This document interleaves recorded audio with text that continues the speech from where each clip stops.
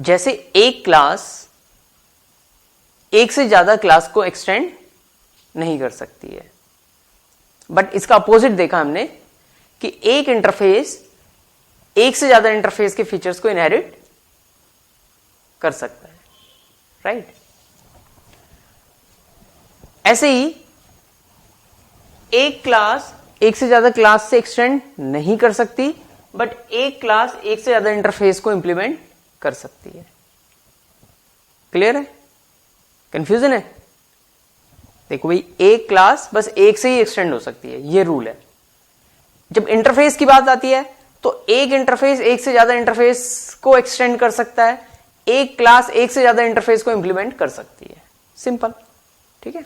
तो अगर मेरे पास एक और इंटरफेस है, इंटरफेस I1,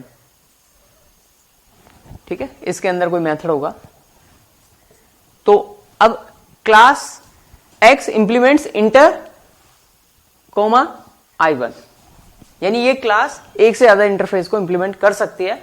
अब इसे इंटर के भी मेथड की बॉडी देनी पड़ेगी और I1 के मेथड की भी बॉडी देनी पड़ेगी।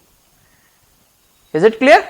Next point is an interface can not implement to another interface और क्लास, क्योंकि इंटरफेस तो इंप्लीमेंट करते ही नहीं है, वो तो एक्सटेंड कर सकते हैं, वो भी किसी इंटरफेस को एक्सटेंड कर सकते हैं, किसी क्लास को एक्सटेंड नहीं कर सकते, राइट। एग्जांपल देता हूं मैं आपको। मान लीजिए ये इंटरफेस है इंटर, आपने एक और इंटरफेस बनाया, इंटरफेस I2, और आप लिखें यहां पर इंप्लीमेंट्स इंटर। तो ये गलत हो जाएगा। क्यों जाएगा? क्योंकि इंटरफेस किसी दूसरे इंटरफेस को एक्सटेंड कर सकते हैं, इंप्लीमेंट नहीं करेंगे, क्योंकि इंप्लीमेंटेशन तो ये देते ही नहीं है। क्लियर? ऐसे ही क्लास के लिए भी है। अगर मान लो कोई क्लास होती, क्लास X, और आप सोचो कि मैं अपना इंटरफेस, कोई मेरे पास इंटरफेस है,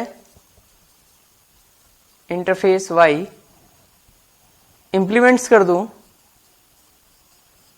X से, तो ये भी रॉन्ग होगा, क्योंकि इंटरफेस से एक्सटेंड करते हैं और किसी क्लास को इंप्लीमेंट नहीं करते, राइट। ना ही किसी क्लास से एक्सटेंड हो सकते हैं।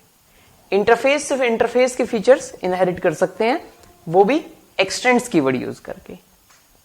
जब इंटरफेस को कोई क्लास यूज करेगी, तो क्लास जब यूज करेगी तो वो लिखेगी इंप्लीमेंट्स, क्योंकि इंप्लीमेंटेशन तो क्लास प्रोवाइड करती है। Is it clear?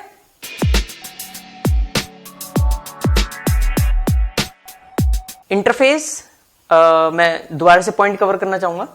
Interface is a contract for what A class can do without saying anything how it will do it. Second point, if you want to declare all method abstract, then it is better to go for the interface, because interface contains only abstract methods.